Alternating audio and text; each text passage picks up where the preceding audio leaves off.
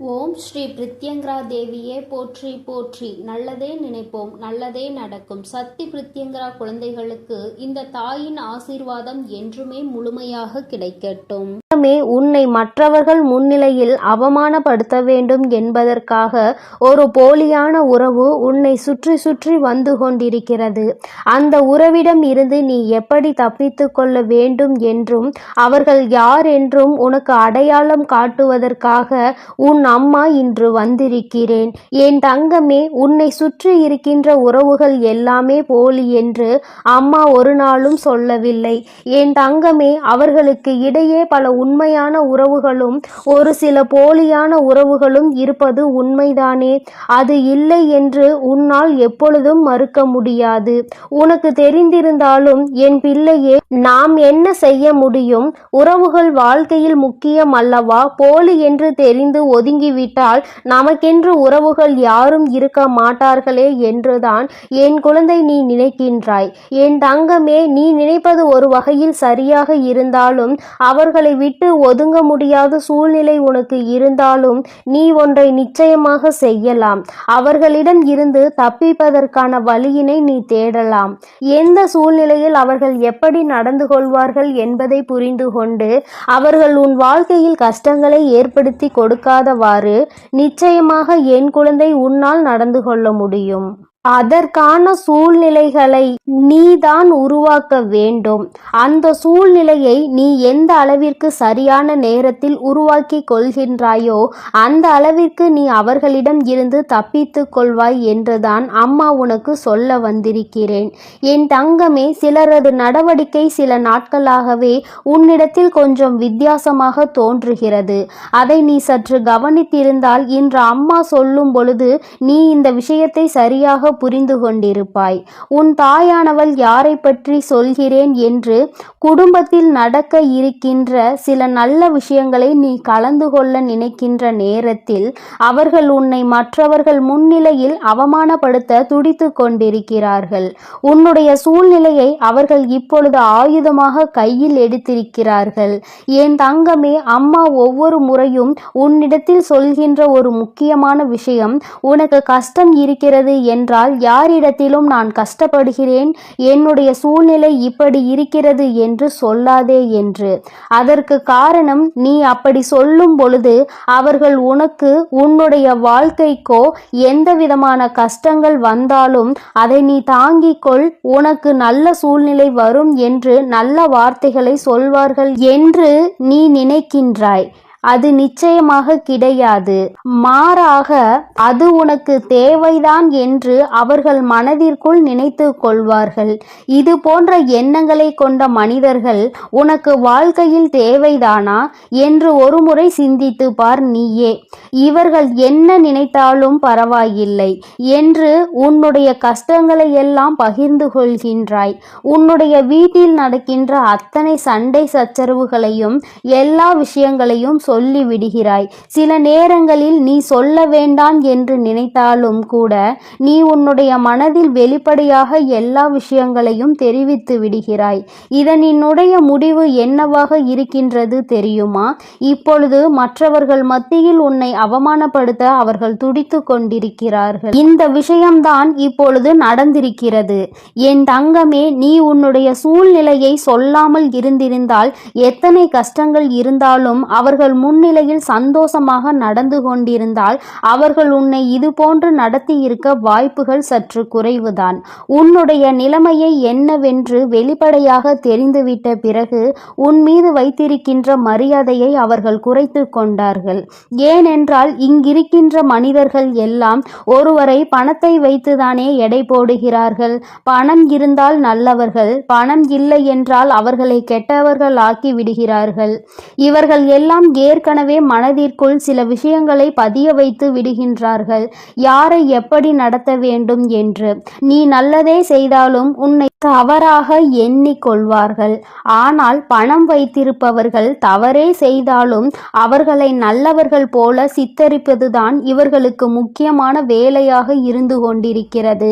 என் தங்கமே, இவர்களை ஒரு நாளும் திருத்த முடியாது. ஏனென்றால் அவர்கள் அங்கே பாவ மூட்டையை தூக்கி சுமக்க தயாராகி கொண்டிருக்கிறார்கள். ஆனால் என் குழந்தை, உன்னுடைய மனநிலையை மாற்றி உன்னால் பாதுகாத்து கொள்ள நிச்சயமாக முடியும். அதற்காக தான் அம்மா உன்னிடத்தில் இந்த விஷயத்தை சொல்லிக் கொண்டிருக்கிறேன்.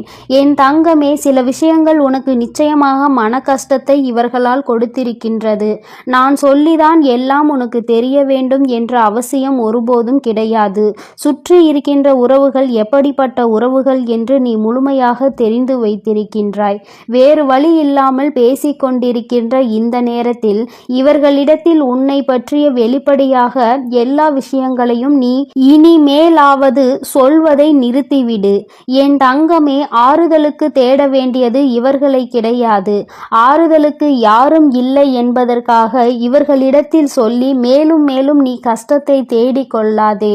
என் குழந்தையே, உன்னுடைய மனதில் இருக்கின்ற சில எண்ணங்கள் இவர்களால் கேலியும் கிண்டலுக்கும் ஆளாகி இருக்கிறது.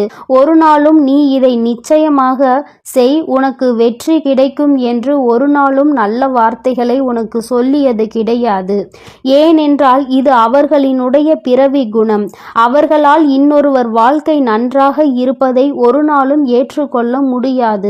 என் குழந்தையே, உன்னால் இவர்களை ஒதுக்கி வைக்க முடியாமலே இருந்துவிட்டு போகட்டும்.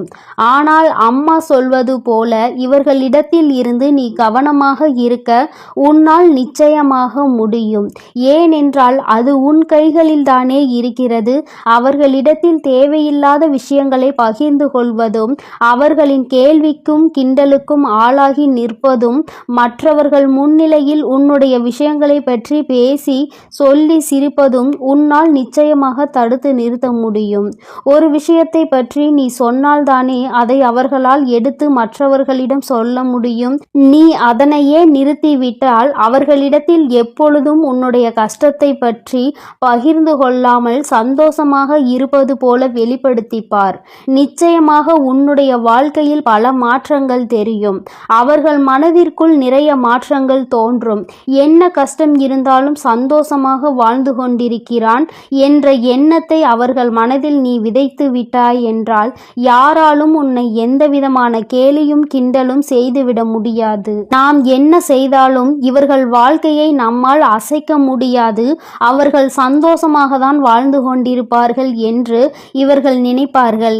என் தங்கமே, இவர்கள் இந்த சந்தோஷமான வாழ்க்கையை உன்னிடம் இருந்து எதிர்பார்க்காவிட்டாலும் இந்த தாயானவள் உனக்கு அதனை தரும் பொழுது நீ சந்தோஷமாக இந்த வாழ்க்கையை நல்லபடியாக நடத்துவாய். ஆனால் இவர்கள் முன்னிலையில் நிச்சயமாக என் குழந்தை நீ சந்தோஷமாக வாழ்ந்து விடுவாய்.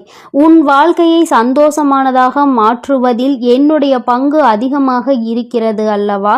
நிச்சயமாக என் குழந்தைக்கு எது சரி என்று எனக்கு தோன்றுகிறதோ அதை நான் செய்து கொடுப்பேன். நீயும் சரியான நபர்களை வாழ்க்கையில் தேர்ந்தெடுத்து சரியாக வாழ்ந்து காட்ட வேண்டும். எந்த சூழ்நிலையிலும் நான் உன்னை காப்பாற்றுகிறேன். அவசரத்திற்கு உனக்கு தேவைப்படுகின்ற உதவியினை நான் எந்த சூழ்நிலையிலாவது உனக்கு ஏற்படுத்தி கொடுக்கின்றேன். அதனால் எல்லாமே நல்லபடியாக நடக்கும் என்பதை மட்டும் புரிந்து கொண்டு சுற்றி நடக்கின்ற விஷயங்களை எல்லாம் மனம் தளர விடாமல் அடுத்தவர்கள் முன்னிலையில் உன்னுடைய வேதனையை வெளிப்படுத்தாமல் நீ இருந்து விட்டால் போதும். இவர்கள் எந்த நிலையிலும் உன்னை அசைக்க முடியாது.